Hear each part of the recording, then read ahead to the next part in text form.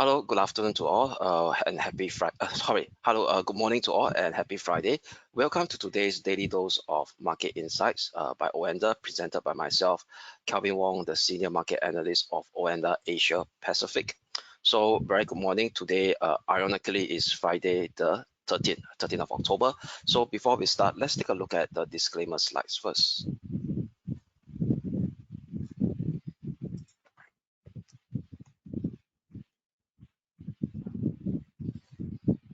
All right, leverage trading carries a high degree of risk and may not be suitable for everyone. Losses can exceed deposits. This presentation is for general information purpose. This documentation is not an offer or solicitation to buy or sell, nor financial advice or recommendation for any investment product. Any forecast, prediction, or projection in this document is not necessarily indicative of the future or likely performance of the product. This advertisement has not been reviewed by the Monetary Authority of Singapore. Okay, so before we start over here is that let me give about 2 seconds. So let me adjust my sound. It seems to be there's some static sound on the background. Okay, my apologies. Give me a minute on that.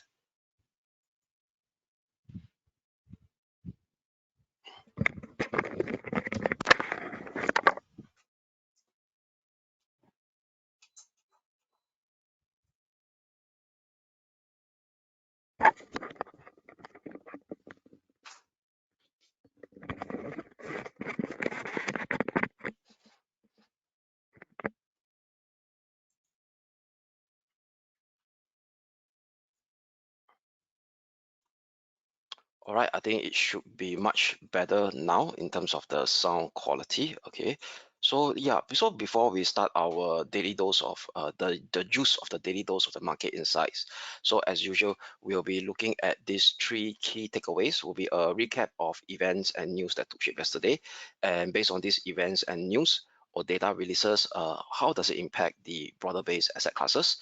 That as well as what are the key events to look out for today, and most importantly, the key technical analysis, key short-term technical analysis outlook on the various asset classes that I will share with you all. Okay, so without further ado, let's recap what happened yesterday. So yesterday, very quickly, right, the important data to look out for was the US CPI data. So US CPI data came in rather, I would say it's mixed, but it still remains at elevated level. So let's take a look at the data of the breakdown of the US CPI data for the month of September. So let me share my screen right now, another screen, yeah, over here. Okay, yeah. So this is what we see the CPI data for US. Okay, so let me expand it so it's larger. Okay, so what we could see for sure over here is that this is the CPI month on month. So this is including energy and food. So it came in above expectation. Market is only looking at 0.3%, the consensus, but it came at 0.4%. All right.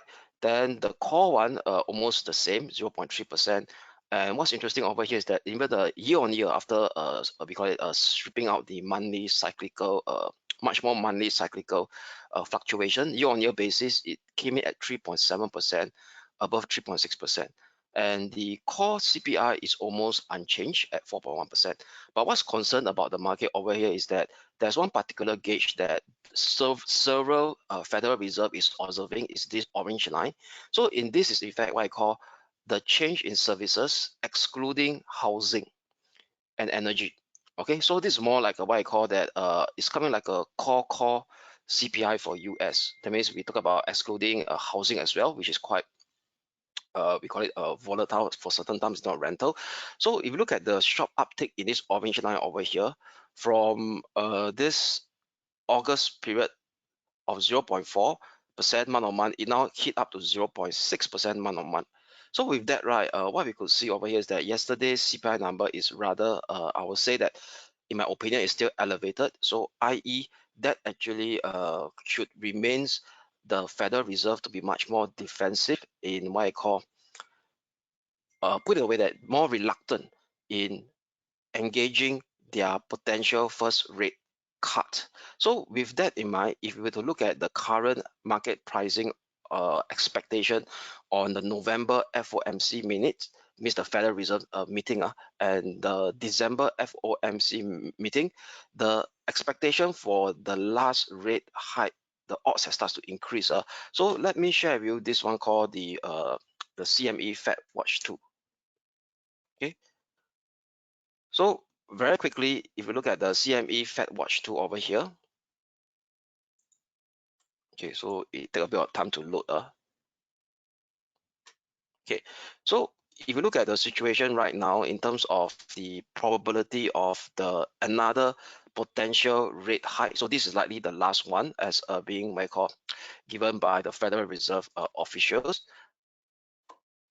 in terms of the guardians. Okay, so for the September one, right, if you look at it for the November one, it's still almost unchanged at 9% compared to a day ago.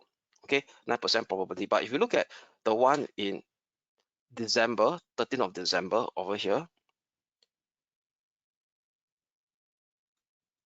okay, the 13th of December odds, right, of another 25 basis point hike in the December meeting has jumped around 4 basis points from 26.3%. It jumps to 30%. So what we could see over here, right, there is still a high, why I say that, I would say a significant high like odds that there could be in another potential one more rate hike on the Fed funds rate. So that being said over here, that actually drives up the longer term treasury yield as well. Also, given the fact that after this potential last rate hike, there could be a period of significant period of time that the Federal Reserve official may choose to hold rates at this high elevated level. And what's interesting over here is that if you look at the US 10-year treasury yield, okay, let me show the screen. Is it? Yes. Okay, over here. Okay, then let me expand my screen. So let me hide myself so can I see focus. So if you look at there's actually a strong rebound yesterday upon the release of the US CPI data. A strong we call it a bullish Marabuzu candlestick right at the 20-day moving average at 4.55. So what it's saying over here is that that little pull down over here for 4.9% on the 10-year US Treasury yield is not the major peak. That means, i.e., potentially we could see this 4.9% surpass as well. There's a risk given the fact that of that strong price action right at the 20-day moving average. So given the fact over here is that potentially this medium term and major trend of the US 10-year Treasury yield potentially could continue and surpass 4.9% and seize the next resistance at 5.2%. How does it imply the market? So for sure, higher cost of funding. So higher cost of funding, given the fact that over here is that GDP global economic growth is still kind of lackluster. If you look at the latest IMF World Bank forecast for 2024, they actually also pencil in a reduction in global growth. And also do not forget the fact that right now we also have a geopolitical risk premium that is still rising due to the fluid situation out from the Middle East. So that actually is pretty much detrimental for equities. So if you look at how the US equity performed yesterday is, yes, even though the CPI data came out stronger, but the reaction came much later, about 2 hours later during the mid session, during the middle session of the US hours, the indices starts to shape their decline. So the S&P negative 0.6%, Nasdaq negative 3.7%, the Dow Jones negative 5.1%. The worst hit was the Russell 2000. So that the being fact that if you could recall in my previous daily dose of market outlook, the Russell 2000 is much more indicative of the local US economy. Why? Because all the component stocks, majority of the component stock in the Russell 2000 derive their revenue inland from the US, we call it consumers or even US businesses. So negative 2.2%. So if you look at technically, right, on the Russell 2000 over here very quickly. So if you look at the technical chart of the Russell 2000, it's been pretty much of a bad shape, and it's pretty much detrimental right now, very vulnerable, given the fact that over here is that it may start to break down of its symmetrical triangle range configuration that is in place since August last year. A clear break below the October level, potentially this October low that was July and October low at 16,050 level potentially could unleash another major down leg of the Russell 2000. So that could actually pretty much imply a weaker US benchmark stock indices performance going forward. Okay, so that's more of a multi-month perspective. If you look at the Russell 2000 as a sentiment gauge, and why is it important? Because the Russell 2000, as I explained earlier, it derives most of their revenue inland from the US consumer and businesses. All right, so now that's for the US CPI point of view. Then definitely a higher CPI, I would say, impacted the strong bounce in the 10-year US Treasury bill, also reflected in a very strong performance of the dollar yesterday almost across the board, except for the dollar CNH. So later I'll look at the dollar CNH over here. So right now the dollar CNH will be the dollar yen. So if you look at the current situation at this point in time for the dollar CNH, due to the fact that at this point in time, there could be still signs of an indirect, what I call physical stimulus plan coming into play in China. You see the dollar CNH going to trade sideways since 12th of September, still holding below that range resistance at 7.3165. Okay, so still within this tight range of 7.3165 and 7.2720. Okay, then so that being the fact over here is that given this resilient in the CNH, the dollar CNH, the Chinese yuan, we don't see a much more of a detrimental sell-off in the China proxy stock indices like the Hang Seng benchmark indices. So later I will share with you on the short-term technical outlook on the Hong Kong 33. That's what we call in our platform. Okay, so now going forward, what other key data that has been released so far before the start of our call? Let's look at the economic calendar. So economic calendar over here is that if you look at, Singapore GDP was actually pretty much announced earlier on today at 8 a.m. So what we could see over here is that the flash GDP number for Q3, the year-on-year actually managed to surpass expectation, 0.7% annualized Q3 GDP growth above 0.4%. That was slightly above consensus at 0.4%. So, and also MAS actually announced their monetary policy today to actually keep the senior at a rate of unchanged in terms of their pace of appreciation at the slope and the band. So that actually telling to us, that indicating to us that we are no longer in a defensive mode, to keep the Sing dollar strengthening against the basket of currency. All right, so that also being the fact that over here is that Singapore is pretty much dependent on export as well, so we can't afford to have a pretty much a strong Sing dollar to actually we call it offset inflationary pressure. So MS decided to keep the Sing near pace of appreciation unchanged.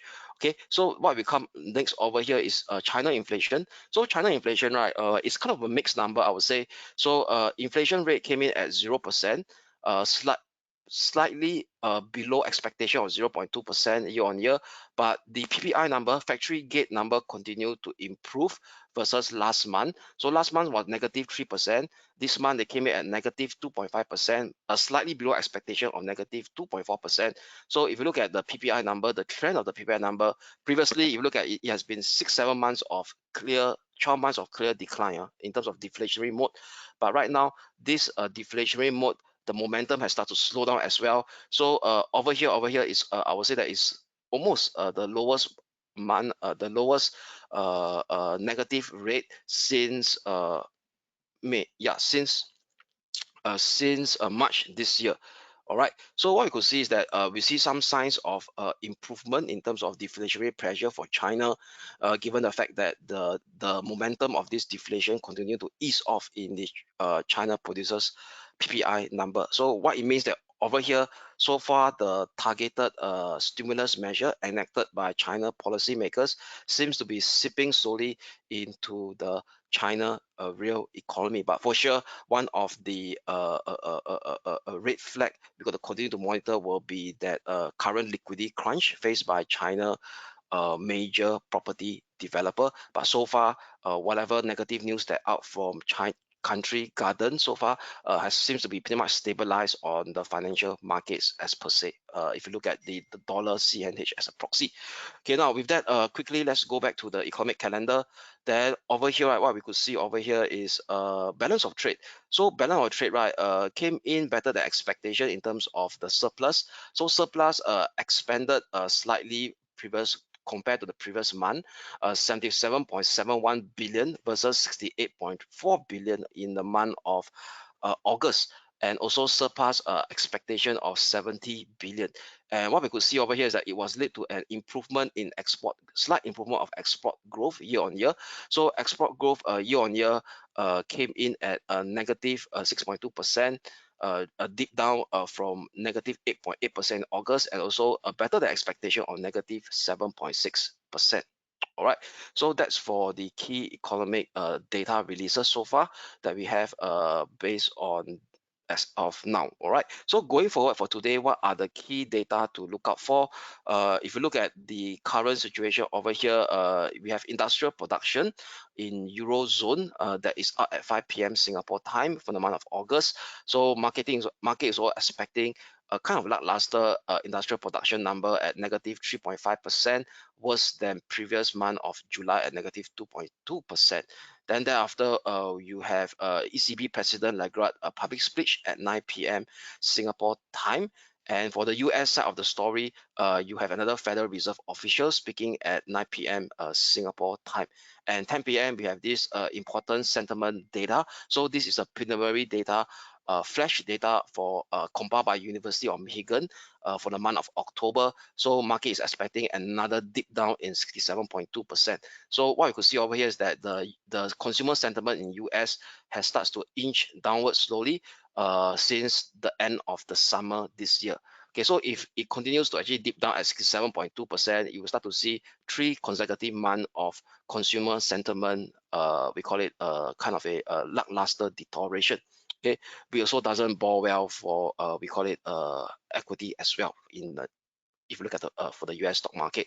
And also for today as well, this will be the unofficial start of quarterly 3 US earnings announcement, so that could actually see a bit of volatility, increase in volatility in the US stock market. So for today, right, there will be the release of the key US major banks, JPMorgan, Wells Fargo, then BlackRock is not only considered a bank, but BlackRock is considered as an important financial institution because they are a major ETF market. So it's good to see that how their funds inflow for their ETFs, yeah, and as well as Citigroup. So all these financials, key major US financial institutions and banks, they will release their earnings result before the start of the US session. But even before the start of the US session, there's a bit of guidance coming out over here is that the largest US banks potentially could grapple off with the worst write-off, and as well that investment banking revenue is expected to drop as well on slump in mergers and acquisition due to the current economic slowdown, and also due to the fact that over here is write-off is actually a potential risk of bankruptcy. So you know that over here is that in the last couple of months, bankruptcy figure has been on the rise in US. So it's very important to see how this number reflect in the Q3 earnings that will be released later in these 3 US banks later on. And also the guardians going forward. All right, and what's important over here from a technical perspective, right? If we look at how the performance of the banking stock, so I will use this KBE. So over at TradingView, you're able to chart a multiple of instrument. So KBE is actually the SPDR S&P Bank ETF. So it gives us a broader view of the performance of the entire banking sector in US. All right, so it's for small banks as well as large bank. So what's interesting over here is that yesterday price rally managed to reject off a previous support level, now turns into a pullback resistance, and RSI remain lackluster below 50, and the ratio of the KBE versus the SPX or the SPY ETF remains underperforming. So the banking sector continue to actually, the banking stocks in US continue to underperform the broader market. And what you could see for sure yesterday, it actually dipped down by negative 1.33%. That actually underperformed the SPX, the Nasdaq, as well as the Dow Jones Industrial Average. So it seems to me that right ahead of this key banking data release, market is now expecting a lackluster performance in the overall banking sector, as implied by the technical analysis that I share with you on this KBE ETF. All right, so it seems to me that market is kind of sentiment is kind of a negative right now for banking stocks. Okay, so now with that in mind, right, let us now jump into the short-term technical outlook on the US benchmark indices first. All right, since we let off with the banking sector technical analysis. All right, so now let me just go down to the Wall Street. So for sure, Wall Street, right, if you recall yesterday, we do have a bearish bias. We are not convinced of that bounce. So that bearish bias indeed actually take shape as expected, hit the short-term support level at 33,510, and now managed to actually bounce off it due to the fact that the hourly RSI also hit the oversold level. Okay, but over here, the way it bounced, right, it's just a bounce from the oversold level. There's no bullish divergence. So given the fact that over here is that potentially we could start to see much more potential. Then also, if you look at the current daily performance, the daily chart of the RSI, okay, daily chart of the RSI, if you look at the daily candle yesterday, it actually shaped a kind of a very a bearish, a clear bearish reversal candle that covers the body of the previous two session. All right, and where it actually takes shape right at the 20-day and the 50-day moving 200-day moving average and the 20-day moving average. So that is what I call a higher level time frame of bearish reversal candle, indicating to us that potentially in the short term, this bounce over here is more like a relief bounce, but before another down leg resumes on the shorter term trend on the hourly chart. So with that, right, we'll be still using I do not want to have a very short term resistance, pivotal resistance to be so tight at this level. So I'll still maintain that maybe slightly adjusting to this level over here, okay, at 33, this level, okay, 33,935, okay, slightly above yesterday's swing high, minus swing high 33,935 on the Wall Street 30 for that short-term adjusted short-term pivotal resistance to maintain that short-term bearish bias on the Wall Street 30. A break below 33,510 potentially exposes the next support level at 33,160. But however, if we start to see a clearance above 33,935, then this short-term bearish bias will be invalidated to see a squeeze up to test the 50-day MA moving average, now acting as a resistance as well at 34,370. Okay, so that's the technical outlook for the Wall Street 30. So now moving on will be the higher beta Nasdaq 100. So the Nasdaq 100 over here smack down right at the short-term pivotal resistance that we highlighted yesterday, 15,355, hit that short-term support range at 15,100 slash 15,050. So we'll be still maintaining that short-term bearish bias on the Nasdaq 100. So given the fact that the RSI now has already breached down below the 50 level mark, hasn't reached the oversold level region yet. So I don't want to have a so tight resistance level for today at 15,270. So I will still maintain that 15,355 as my key short-term pivotal resistance. A break below 15,050 exposes the next near-term support level that is coming in at 14,920, which is so the 20-day moving average. But we will start to see a clearance and hourly close above 15,355, then this short-term bearish bias condition will be invalidated to see a squeeze up to retest this minor range resistance from 4th of September to 15th of September, now acting as a resistance at 15,540. All right, so that's the outlook for the Nasdaq 100, still maintaining that short-term bearish bias for today. Now next up will be the German 30. So German 30 yesterday we have a short-term bullish bias to see a squeeze up to test this resistance range at 15,560 slash 15,630. So this resistance level has really been met at this point in time. So with that, right, we'll be flipping to a bearish bias right now, given the fact that the price is now coming very close to the upper boundary of this medium-term descending channel that is in place since 31st of July. So we'll be flipping to a bearish bias condition for today at 15,630. Looking for at least a test at this near-term support level at 15,290. A break below 15,290 exposes the swing low area of 6th of October and 9th of October, acting as a next support level at 15,090 slash 15,045. All right, so the RSI also has broken below a parallel support level. If I draw the low over here, okay, it broke below this level as well. Okay, then there's no signs of a bullish divergence yet on the hourly RSI. So indicating to us that short-term downside momentum still remains intact. But if price action doesn't goes down as this expected, and it clears above the 15,630 with an hourly close above it, then this short-term bearish bias condition will be invalidated to see a kind of a squeeze up to test this next resistance level. Okay, this minor swing high area here at 15,810 level. Okay, so that's for the German 30 outlook. So very quickly on the Hang Seng 33 index. So on the Hang Seng 33 index, yesterday we do have a neutrality level at that point in time, because price action really hit up pretty much high to this resistance level over here, which is the swing high area of 15th of September. And what you see right now, price start to retrace, and now it's coming very close to back to the 20-day moving average, and the RSI hasn't really hit the oversold level yet, so we may see a bit more of a dip down over this region over here. So I'll be using 17,680 level as a potential turning point for the short-term bullish bias condition to return on the market for the Hong Kong 33.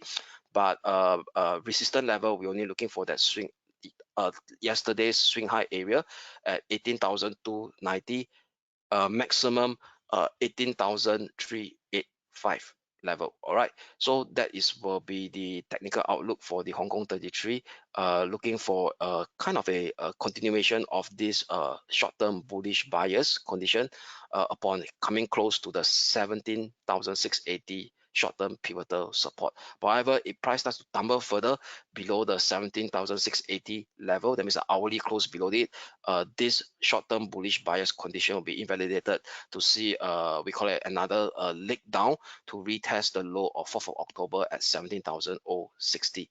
So that's for the Hong Kong 33 short-term technical outlook. Now, moving on to the FX market. So what we could see over here is the FX market yesterday, it shaped a strong push up across the board. So what you could see, if you look at the chart of the FX market over here, let me share with you the chart. Okay, where is the chart? Yeah, this is the chart. So I could see this is the rolling 1 month performance over here at this point in time, with the fact that only the dollar CNH start to go sideways, but the rest start to actually did a sharp swift move up upon the release of that US CPI data. So let's take a look at the technical chart of the euro dollar and the sterling dollar. So if you recall, right, yesterday on the chart of the euro dollar, okay, where is it here? Over here.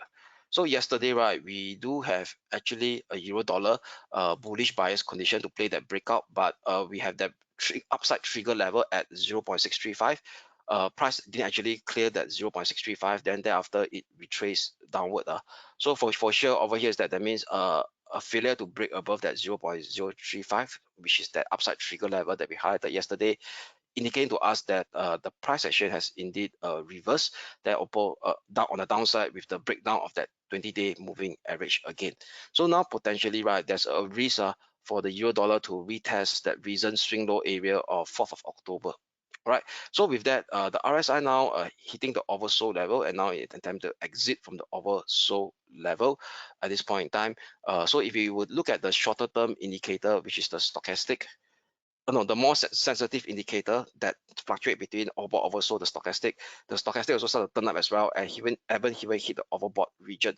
So with that, right, potentially this push up over here can continue to come very close to retest this 20-day moving average, now acting as a resistance at around 1.059. So I'll be using yesterday's swing high level, or is yesterday's upside trigger level that failed to break, as my key short-term pivotal resistance for today at 0.635. Potentially a test on the next support level at 0.490, a break below 0.490 sees exposes the 3rd and 4th October swing low at 0.045. But however, if we start to see an hourly close, a clearance of hourly close above 0.035, then that potential we call it bullish bias condition will start to resurface again to see a squeeze up to test the 50-day moving average, acting as a resistance at 0.735 / 1.0760. Okay, so that's for the euro dollar. So if you look at the sterling dollar over here, very similar configuration as well. Price action yesterday, we have that 1.2355. It didn't break up above that trigger level. So this was my upside trigger level yesterday to to envisage that potential short-term bullish breakout, but it didn't take shape, and prices starts to tumble down and close below the 20-day moving average. Hourly RSI also has started to bounce up from the oversold region. So if you look at the more sensitive stochastic that oscillate much more frequent between overbought and oversold, it just started to exit as well from the oversold level, haven't hit the overbought region yet. So indicating to us that there's still a chance for it to push up further to retest this 1.22375 20-day moving average, now acting as a resistance. So what I do is that I will have a slight moving short-term pivotal resistance that is yesterday at 1.2275. So this 1.2275 is also the Fibo retracement of that 61.8% as well, confluencing that level. So using 1.2275 as my key short-term pivotal resistance, potentially a breakdown below another dip down to 1.2165, break below it, potentially sees this minor range support at 1.2110 level for the sterling dollar. But however, if we start to see a breakup, a hourly close above 1.2275, then this bearish bias condition will be invalidated to see a retest at that 1.2355 resistance level. So that is the outlook for short-term technical outlook for the sterling dollar. So now very immediately, let's go down to the dollar yen. So dollar yen, we have been a sideways condition on neutrality stand in the last for this week. So if you look at dollar yen right now, dollar yen yesterday, it managed to clear above the upper neutrality level at 149.50. So in line with the broad-based dollar strength. So what I could see over here is that the RSI now start to exit from the overbought region. Okay, so indicating to us that there could be a potential pullback taking shape again after this push up that was seen in yesterday US session. So first support level to watch will be definitely the upper neutrality limit, now turns into pullback support at 149.50. Slightly below it will be 149.07, which is close to the 20-day moving average. So I'll be using this, so this will be the region for that pullback to take shape. So I'll be using 149.07, the lower limit of that region, as my key short-term pivotal support level to maintain this potential short-term bullish bias to retest the key resistance at 150.30 in first step. Okay, for that dollar CNH. All right, so the dollar JPY, pardon me, dollar JPY. Okay, a bit of tongue twisting. Today is Friday, so maintaining that short-term bullish bias, flipping to a short-term bullish bias on dollar yen. As long as 149.07 key short-term pivotal support holds in this potential dip that could take place, given the fact that the hourly RSI has started to just exit from the overbought region. Resistance level to watch 150.30, above it 150.90. And bear in mind that this zone over here, MOF official may start to do a bit of verbal intervention again, given the fact that this is the upper limit where they actually intervene during that time in October last year. Then if we start to see a breakdown below 149.07, then for sure it will drop back towards this minor range support again at 148.20 level. Okay, so that's sum up for the FX technical outlook. So all in all, right, seeing a bit of a dollar strength coming back, but potentially could see a bit of dip first due to the overstretch level that was seen yesterday, the strong dollar push up before that dollar strength potentially resumes again. Now, lastly, let's immediately jump to the one commodity on share, will be the gold.